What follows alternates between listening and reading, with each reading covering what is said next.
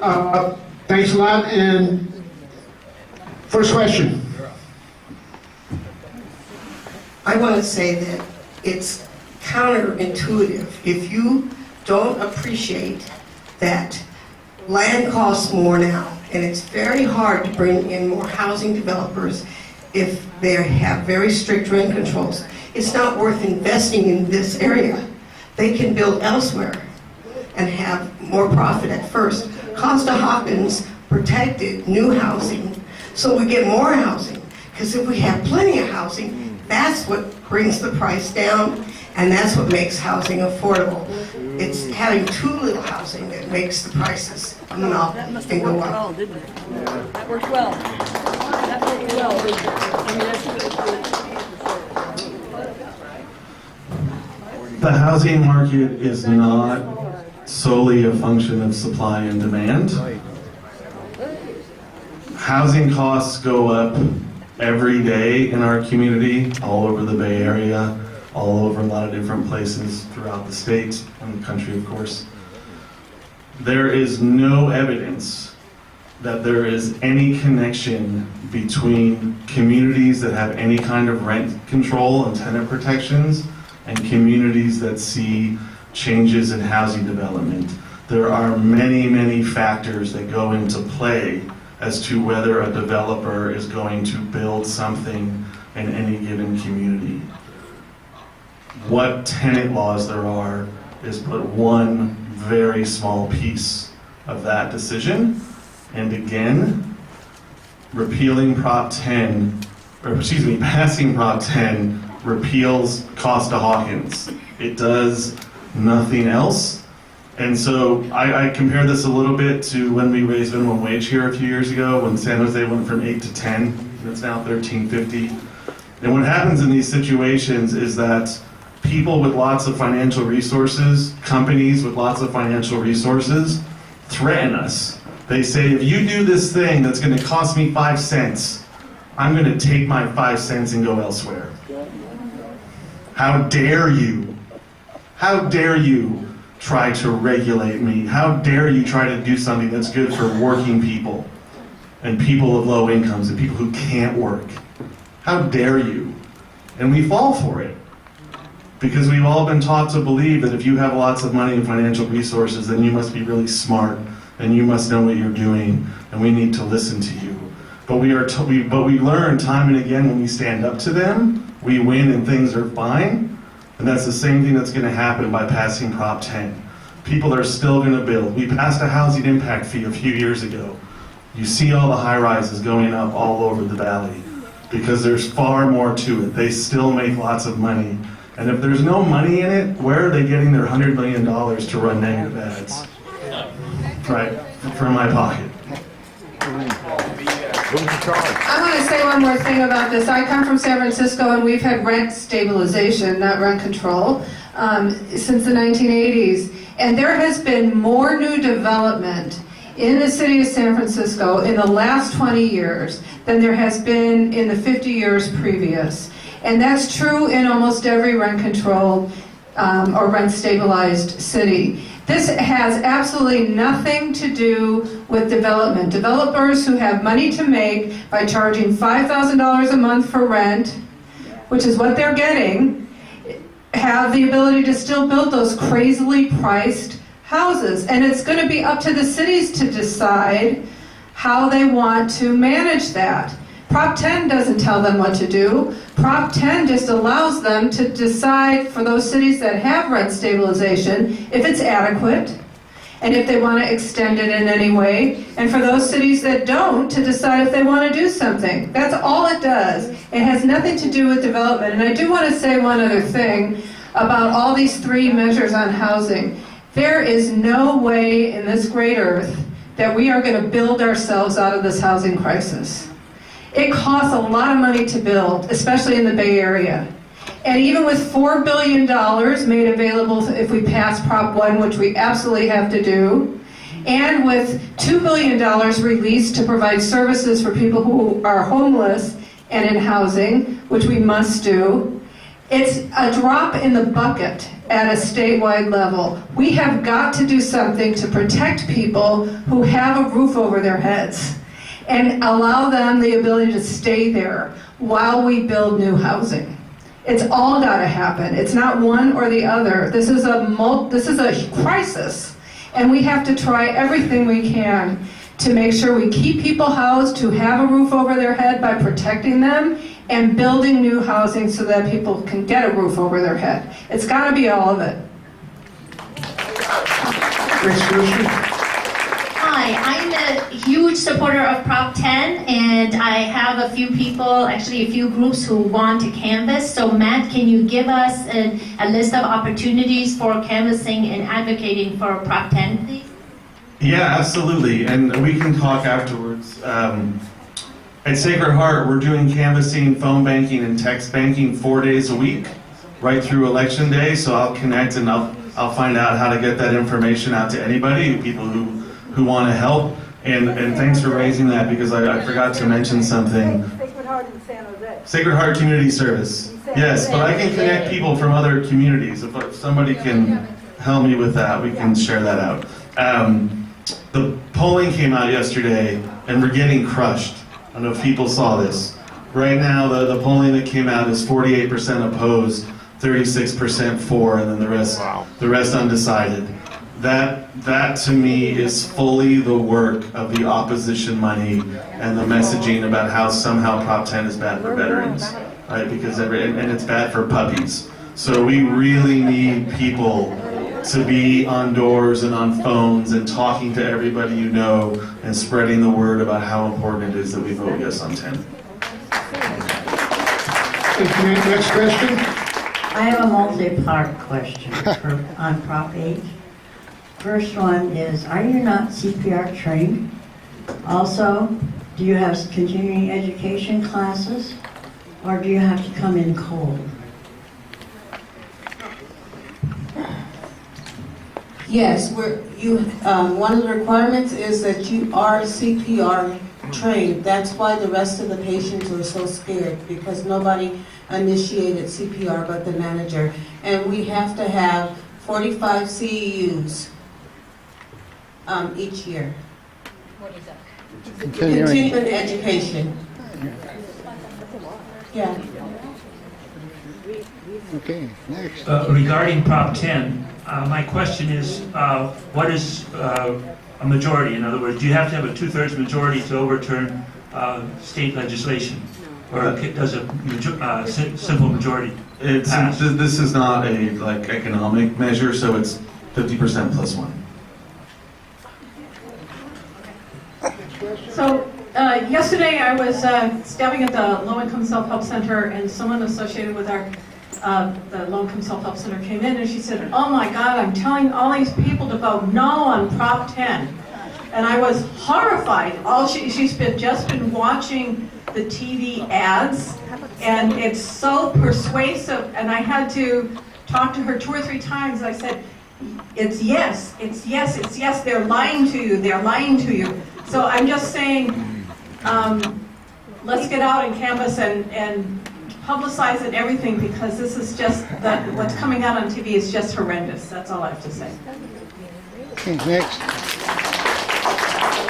Hi, my name is Eileen. I am a registered nurse, and I have a little unit, a little cottage behind my house that I rent out for $1,700, and that includes TV, cable, internet, water, garbage, everything. That's the total amount.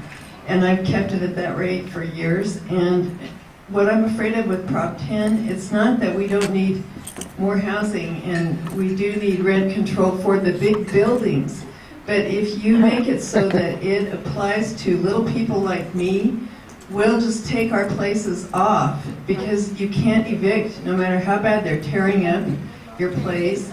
And San Jose City has had some atrocious ideas. At one point they wanted us to put 16 adults in each bedroom.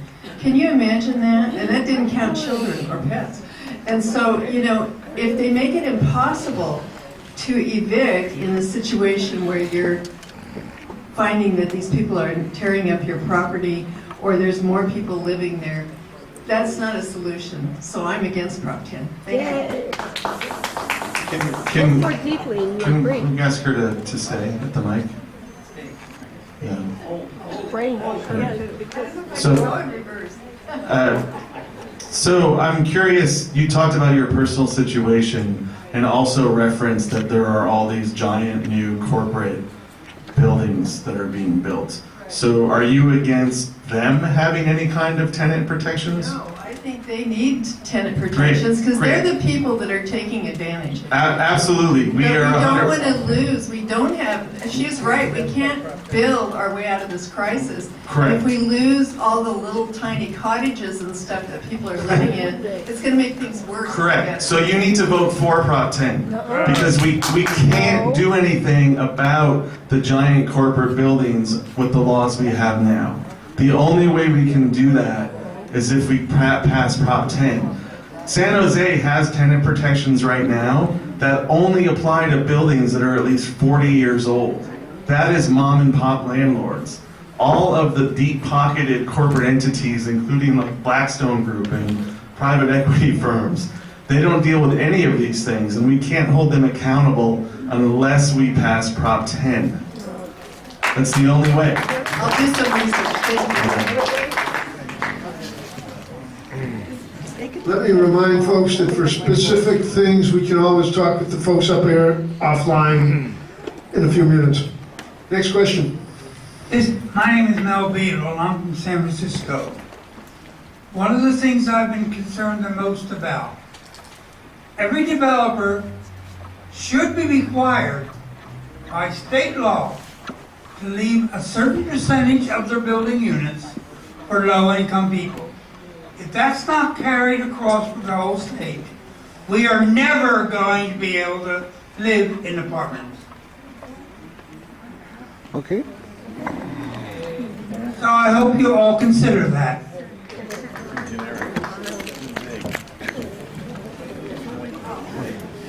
Well, you're absolutely right.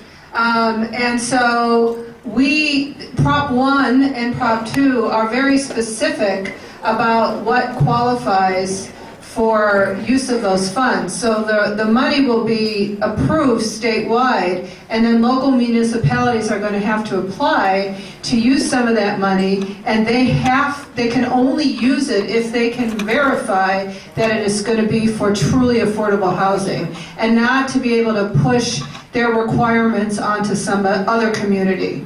And in San Mateo County and parts of Santa Clara County, it's become very popular to say, yes, of course, we're going to set aside a certain percentage of our housing dollars for affordable housing, but it's not enough to really build a development, so we're going to give our money to some other community and let them use it on top of the money they have, and then nothing happens because they don't ever really do this. They won't be eligible for this money unless they can verify that they are going to develop units that are truly affordable in their community. Otherwise, they can't even apply for the money. And that's super important. It's not enough. $4 billion sounds to me like trillions, zillions, but it's really not that much, especially in this environment where it's really expensive to build. Next question. Sandra from San Francisco again. I would like to point out that Proposition 10 does not change the just cause eviction list that's still there. Those just causes remain in place. Another thing, Proposition 10 specifically says a landlord has a right to a reasonable and fair profit. That is in Proposition 10. Proposition 10, it would be disingenuous to say it has no effect. But what it does is it allows local areas to decide what is good for their local areas. I see no reason, for example, why in San Francisco we couldn't say we want vacancy control, but what we need to do is subsidize those small we subsidize lots of things. It's time to subsidize a small landlord who is perhaps getting less than he or she should get because of vacancy decontrol or that kind of thing. We can do this if we don't cut each other's throats. Thank you. And just for people who don't know what just cause is, just cause says that you can't be evicted unless you do something that's laid out in an ordinance. It's anything that you can think of that's a reason to evict somebody. If you don't pay rent, if you trash the place, if you're running a criminal enterprise, if the owner wants to move in, and a handful of other things. We just got that in San Jose last year. Our mayor voted against it, by the way. And you need it. Rent control is useless without just cause, because if you don't have just cause, even if you have rent control, you can just get kicked out anyway. All right. So for the purpose of raising the rent, she mentioned vacancy decontrol, which is about making it so that when a tenant moves, that the unit can't return to market rate. The reason that's important is because landlords have a huge incentive to force people out, so they can do that. And just to more clarity on how much our state politics and local politics are enthralled to development and real estate interests, there was a law proposed this year by Bonta out of Alameda for just cause through the whole state. And it couldn't even get through the assembly, which has close to a 2/3 majority of Democrats. Osh Culver voted for it. Some of our other local people voted for it. But this is not a Democrat-Republican thing. This is a huge corporate interest with lots of money buying influence thing. Real estate lobby. I neglected to give one ground rule, is that we are only going to recognize speakers asking questions one time. Next question. Okay, this is. We'll make this the last two questions. Oh, okay, it's just a suggestion for all these different propositions. Also, besides canvassing and phone banking, tabling really reaches a lot of people, tabling in shopping centers. I've worked on SB 562, and whenever a group went canvassing, I tabled with somebody else, and we reached as many people with 2 people as some of the groups with 6 people or so went out canvassing. We were able to get our message to a lot more people by tabling. Last question, thank you. Hi, I just want to add a little bit more about the whole rent control debate. We've been fighting for this. Low-income people, like the Low-Income Self-Help Center, we've been fighting for this for as long as we've been around, for like over 20 years. And what we weren't allowed to do because of this law that we want to repeal is we weren't allowed to address it except for the people that were mom and pop in a way. Because the law said, Costa-Hawkins says, units after, what year, Matt? 1976. 75 or 79. So it split people up as far as their response, and it still is. But that's why that law itself just didn't allow the sort of normal thing to happen in a way. So I just, yeah.